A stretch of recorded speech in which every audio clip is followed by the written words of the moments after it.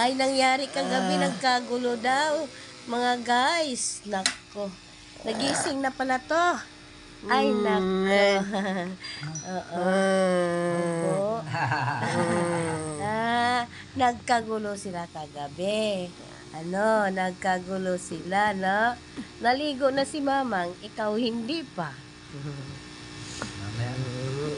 Sabi niya, ngayon kayo tahimik na? Kagabi ang gulo-gulo niyo, ha?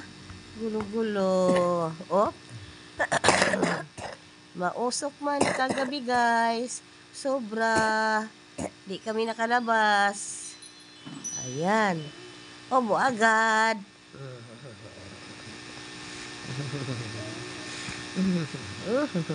Di kami lumabas ng pinto kasi super osok. Lalo na yung osok ng sasakyan.